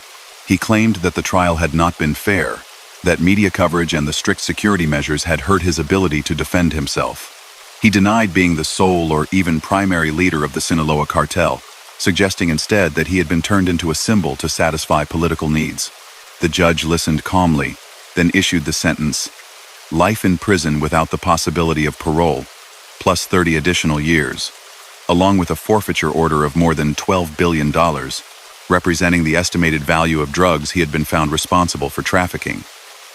There was no suspense about the length. U.S. law for such convictions leaves little room. What mattered more was the finality. Barring an unlikely successful appeal, he would never walk free again. Soon afterward, U.S. authorities moved him out of New York. Without public fanfare, marshals transferred him to the United States Penitentiary Administrative Maximum Facility in Florence, Colorado ADX Florence, often described as the most secure federal prison in the country. There, high U-risk inmates live in near-out total isolation. Single cells with solid doors and small, slit-like windows limit human contact and outside view. Prisoners spend most of each day alone, with brief, tightly controlled time in small exercise yards. For a man who had spent much of his life in open landscapes, moving constantly between cities, villages, and hidden ranches, the change was absolute. No more mountain air, no more sudden car rides down dirt roads, no more gatherings with musicians. His world shrank to concrete, steel, and routines measured by the sound of keys and the passing of guards' footsteps in the corridor. Under continuing restrictions, his communication with the outside world remained extremely limited. Occasional visits from lawyers, rare family contact under supervision, heavily monitored mail, nothing like the networks he once used to send instructions across borders. In that environment, the influence he had exercised for decades could no longer pass through bars or floors. For the first time since his adolescence in La Tuna, the routes he planned did not reach beyond the walls that held him. Far away, in the mountains and cities of Mexico, the Sinaloa cartel adapted yet again to life without his active hand. Longtime partner Mayo Zambada and emerging figures, including several of Guzmán's sons, stepped more fully into the space he had occupied. Rival organizations grew, and new conflicts surfaced. The trade he had helped shape did not stop. It shifted, as it always had, to new names and faces. In his small cell in Colorado, however, the story of Joaquín Guzmán Loera, as an active player, had effectively come to an end. What remained was the long shadow of what he had done, the damage left behind, and the open question of what his rise and fall said about the world that had allowed a boy from a remote village to become, for a time, one of the most infamous criminals on earth. In the high desert of Colorado, the air turns thin and sharp as it crosses the Rockies, then settles over a fenced rectangle of concrete and steel near a small town. Locals drive past on the highway, glancing at the distant watchtowers the way you might glance at a dark cloud. They know that behind those walls live people whose names once filled headlines, people the government considers too dangerous or too notorious to keep anywhere else. There, inside the federal supermax at Florence, Joaquín Guzmán began what will almost certainly be the final chapter of his life. His world shrank to a cell not much larger than a parking space. Concrete bed with a thin mattress, steel toilet and sink. A small desk poured from the same gray material. High on the wall, a narrow window, angled so that from inside he could see only a strip of sky and maybe a glimpse of distant hills, never another human being. The door was solid, with a slot for food and handcuffs, a tiny window for guards to look through. He spent almost the entire day in that space. Meals slid through the slot. Reading material arrived in small amounts, screened by staff. When it was time to exercise, he left the cell in restraints, escorted by officers down quiet corridors to a concrete enclosure open only to the sky, where he could walk in circles or stretch. No open yards filled with other inmates, no shared tables, no free movement. For a man who once rode in convoys across mountain roads and conducted meetings in ranch houses with views of entire valleys, this new existence reduced the world to walls, routines, and memories. Outside, journalists tried to picture his new life. They spoke with former ADX prisoners, lawyers, human rights advocates. Those voices described days measured by the sound of keys and the passing of guards, by counts and lights switching on and off, by the distant echo of other cell doors closing. They talked about how isolation can carve into a person's mind, even one who seemed hardened by years of danger. His own lawyers complained in public filings that conditions were harsh.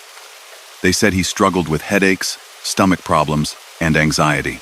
They argued that the constant separation from others, the strict limits on visits and calls, amounted to punishment that exceeded even what a life sentence was supposed to mean. Courts reviewed those claims but left his placement unchanged. Given his record of escapes and his past ability to direct operations from behind bars, judges and prison officials considered that level of control necessary. After his conviction, his legal team launched appeals.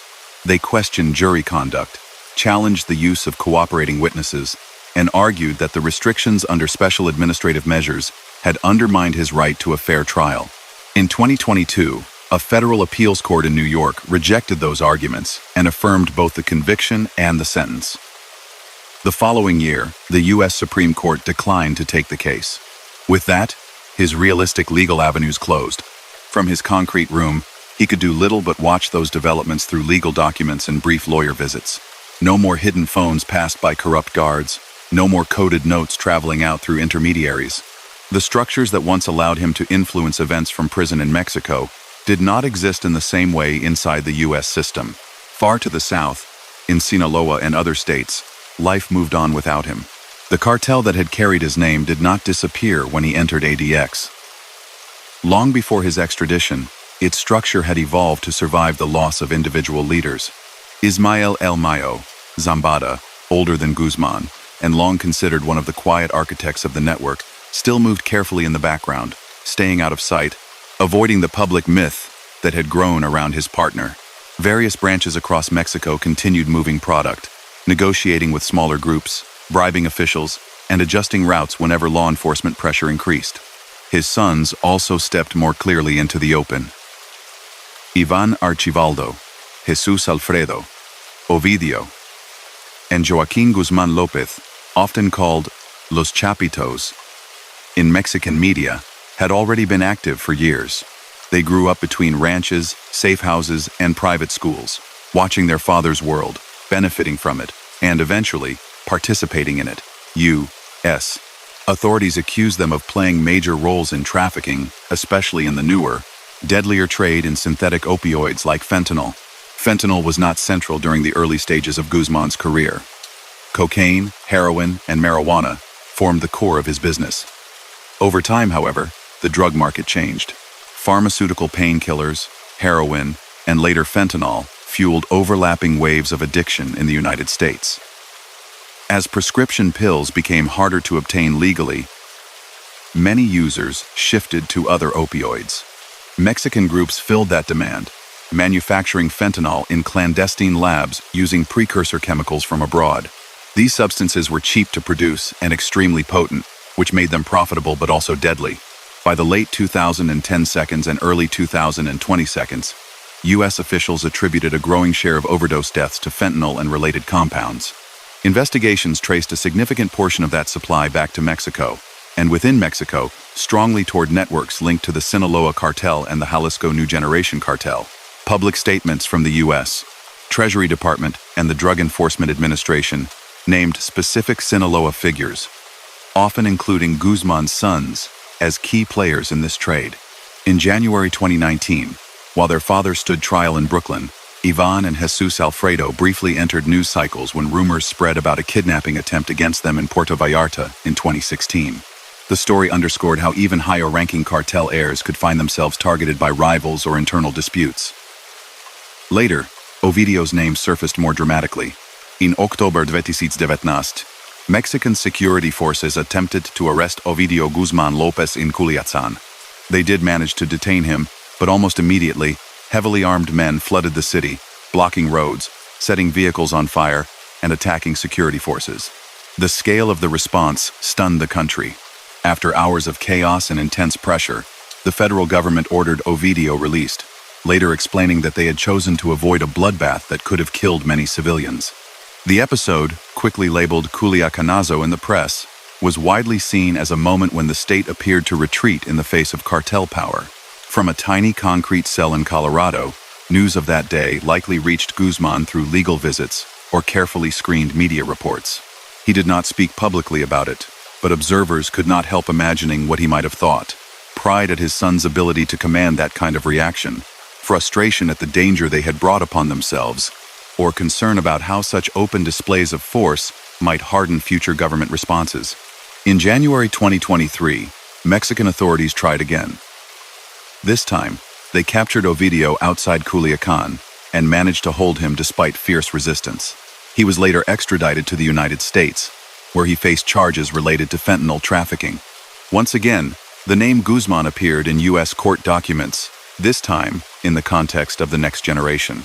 Meanwhile, back in the United States, another person linked closely to Joaquín faced her own legal ordeal. In 2021, his wife, Emma Coronel, pleaded guilty in a U.S. court to charges related to assisting his cartel activities, including helping with communications and benefiting financially from his role. Prosecutors described her as a link between him and his organization during key periods, including his time in Altiplano before the tunnel escape. She received a 3-year sentence and was released in 2023. Her case highlighted how his criminal world had touched family members, drawing them into legal jeopardy even if they never carried a weapon or personally oversaw shipments. The human cost of his decades in the trade, however, extended far beyond relatives and associates. On the U.S. side of the border, communities struggled with addiction and overdose deaths tied to substances moved through routes he had helped establish. Families lost children, parents, siblings. Hospitals saw rising numbers of patients brought in unconscious after consuming heroin or fentanyl-laced pills. Police and outreach workers watched familiar faces appear again and again in emergency rooms, treatment centers, and too often, funeral services. In Mexico, entire regions lived for years under the shadow of violence and extortion associated with cartel disputes. Farmers in some areas felt pressured to grow opium poppies or marijuana instead of legal crops. Small business owners paid protection if they wanted to operate in peace. Journalists who investigated corruption or criminal networks faced threats and, in too many cases, lethal attacks.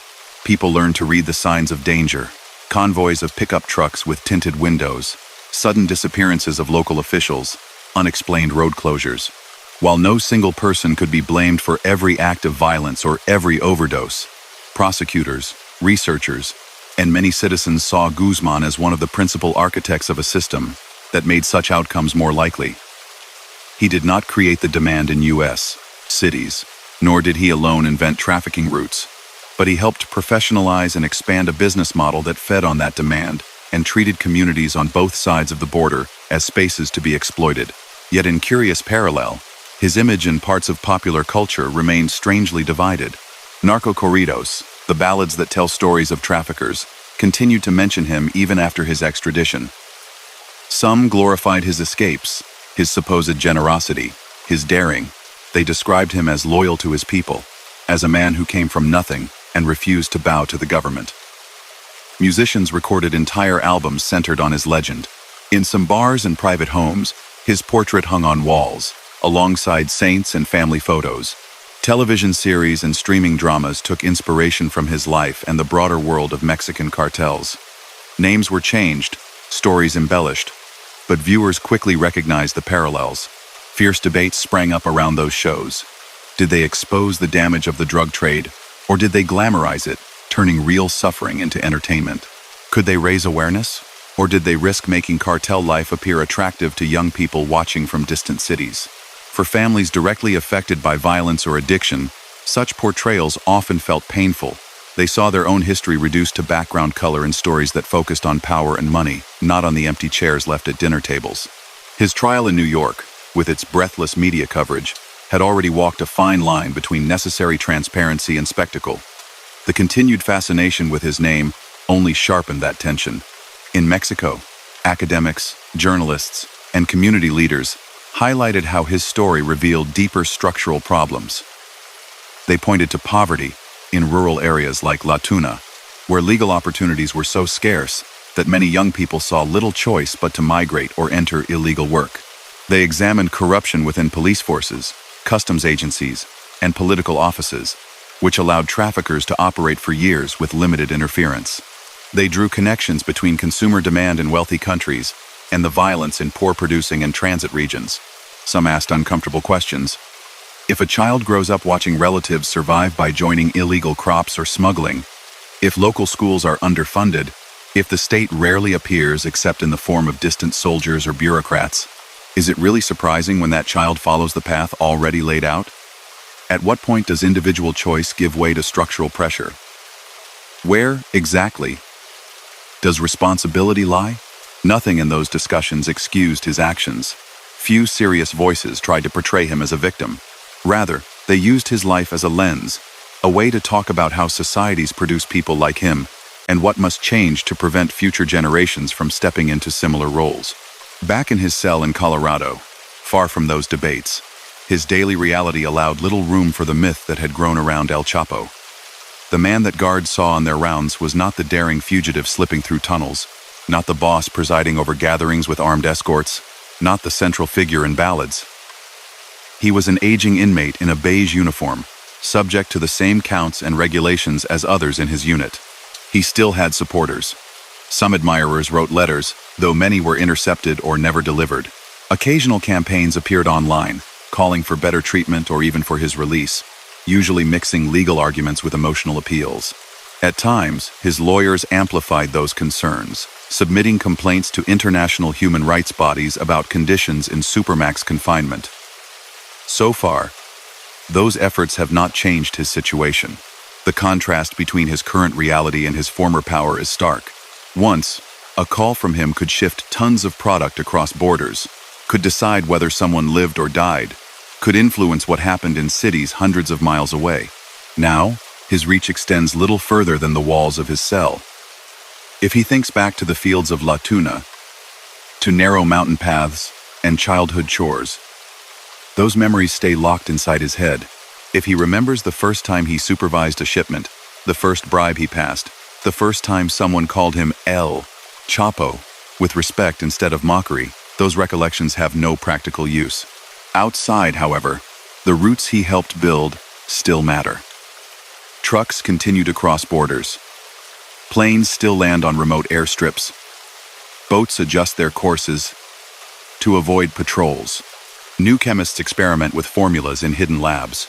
Young men in Sinaloa, Jalisco, Michoacán, and beyond still face the same choices he once did. Stay poor but legal? Risk migration north? Or accept work in an industry that can pay well but shortens lives and spreads harm? Some choose differently, inspired by stories of resistance, by community programs, by families determined to steer them away from the underworld. Others, drawn by quick cash and the sense of status, follow footsteps left by people like Joaquín Guzmán, even as they know how those stories usually end. In this way, his legacy is not just the drugs shipped or the violence ordered. It is also the perception, deeply rooted in some communities, that the state remains distant and unreliable, while traffickers, however dangerous, at least show up with money, jobs, or sporadic help. Changing that perception is far harder than capturing one man, no matter how famous. As the years pass, younger people grow up knowing him only as a character from songs, series, or old news clips. The details of his early life blur. The specific operations he directed become footnotes in legal archives. Yet the structure he helped strengthen, the economic patterns he exploited, and the damage left behind remain very present. Somewhere in the Colorado desert, each sunrise spills a pale light through a narrow window, tracing a thin line across a concrete wall. Inside that cell, the man once called the world's most powerful drug trafficker wakes to another day that looks almost exactly like the one before it. Outside, in places he has not seen in years and likely never will again, the consequences of his choices continue to unfold, shaping lives of people who never met him, yet still live in the long shadow of his name. High in the mountains of Sinaloa, the nights are still as dark as they were when Joaquín Guzmán was a boy. The same stars hang over the ridges, the same dirt roads snake between scattered houses, the same wind moves through dry grass. Yet people there live with a different kind of silence now, a silence filled with the memory of a neighbor who left, rose farther than anyone imagined, and never came back. Journalists who have visited La Tuna in recent years describe a place that looks much like any other poor rural village. Simple homes, aging pickup trucks, children playing in yards, small fields where corn tries to grow in stubborn soil. Some residents avoid talking about the famous son who once walked those paths. Others speak cautiously, saying he helped some families, paid for medical care, or built a small church. His mother, Maria Consuelo, now an elderly woman, has defended him in interviews, calling him a good son and insisting that poverty pushed him toward the life he chose.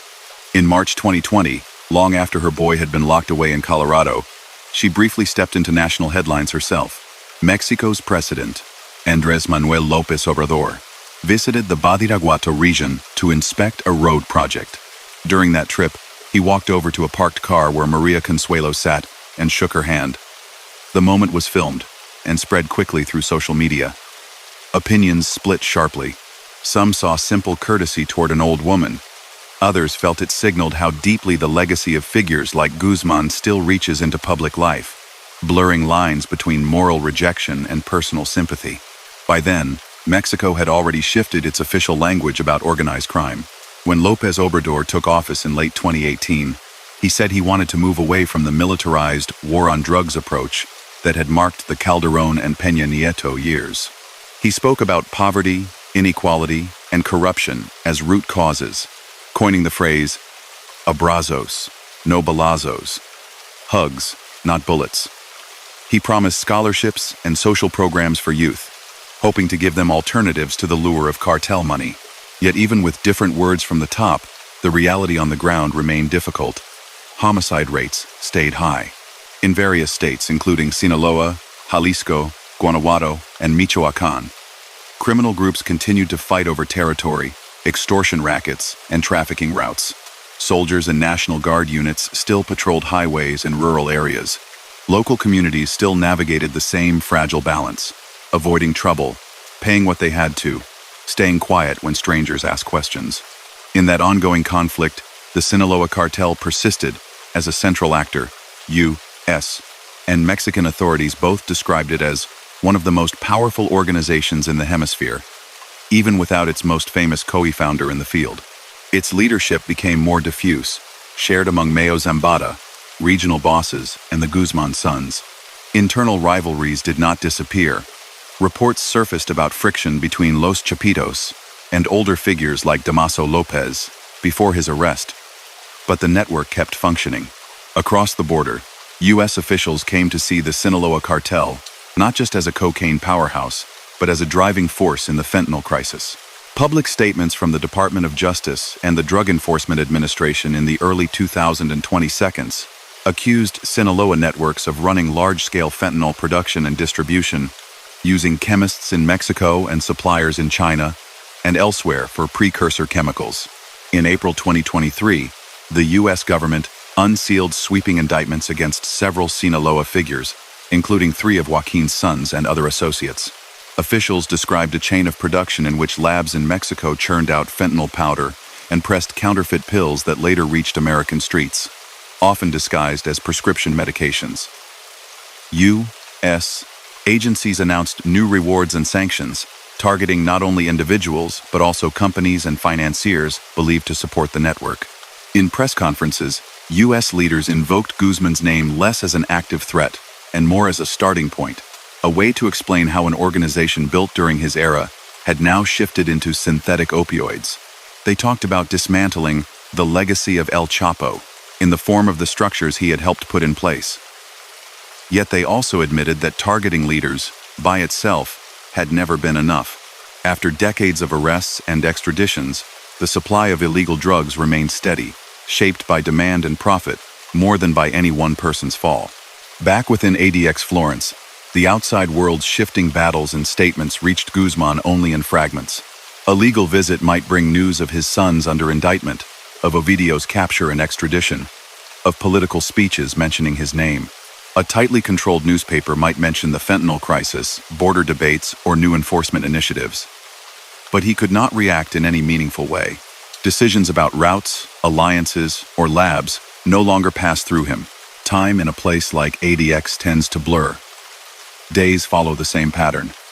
Early morning check, meal, perhaps a few hours of reading or writing, a short period in the exercise pen, more time alone. Occasional medical visits break the routine. Lawyers arrive on rare days, requiring a move to a separate room with barriers and strict rules about what can be discussed. Family contact is scarce and monitored.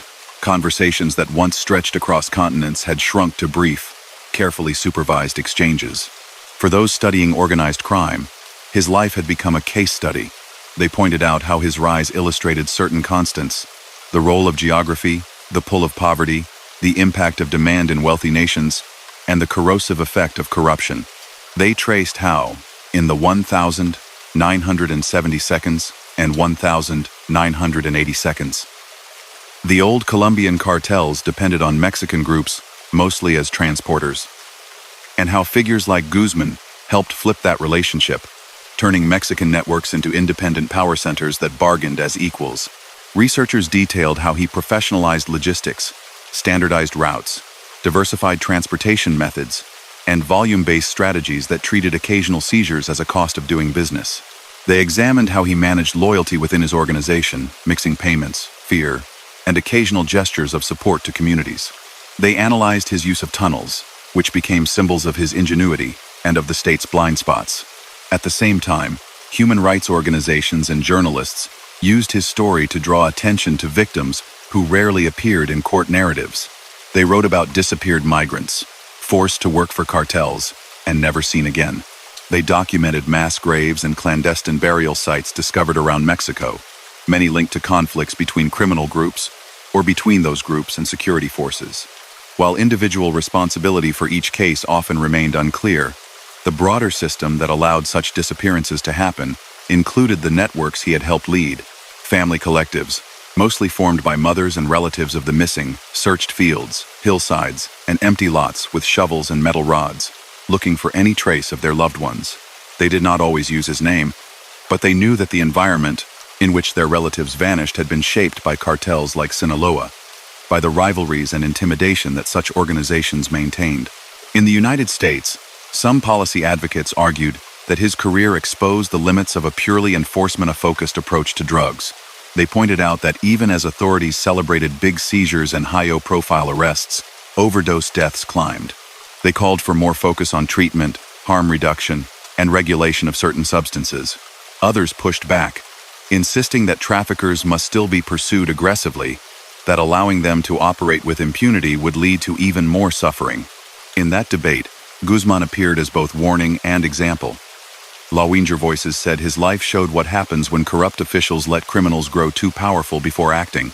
Reformers said it showed the futility of focusing on one kingpin at a time without addressing why the trade exists in the first place. Both sides agreed on one thing: removing him from the game had not, by itself, ended the game. In Mexico, his name lingered on walls and in songs, but slowly began to share space with others. Younger traffickers, often less patient and more openly violent, drew their own myths. New nicknames appeared in corridors. New faces filled wanted posters. Sinaloa itself saw generational shifts, as older bosses aged and younger ones, raised in a world already dominated by cartels, brought different styles and priorities. Yet in a way, no successor could fully escape his shadow. Any major trial of a Sinaloa figure inevitably prompted comparisons. Is he the new El Chapo? Reporters asked whether a new boss had matched his reach, his daring escapes, his blend of brutality, and a kind of twisted community engagement. So far, no single figure has clearly replaced him in the global imagination, even if some may rival, or even exceed, his operational reach in specific areas like fentanyl. For the people of La Tuna and Badiraguato, his story remains less abstract. He is remembered as the boy who once sold oranges, the young man who disappeared into the larger world, the adult who, according to locals, sometimes returned in expensive vehicles, but carried himself with familiarity toward longtime neighbors. Some recall envelopes of money for families in crisis, occasional community projects, or help with medical bills. Others remember fear. The knowledge that speaking carelessly about him, or crossing one of his people, could bring consequences. Those two images, benefactor and menace, sit uncomfortably side by side. They reflect a deeper tension in many regions affected by organized crime. When the state fails to provide consistent support or justice, the people who step into that vacuum, even through illegal means, can come to be seen as both oppressors and providers. Changing that perception requires more than capturing one man. It requires long, patient work to build trustworthy institutions and opportunities. As years pass inside ADX, the man who once seemed to outrun everything, police operations, rivals, even prison walls, faces something no one can outrun: time. His hair has grayed. His body, once hardened by mountain life and constant stress, has aged in a small concrete box.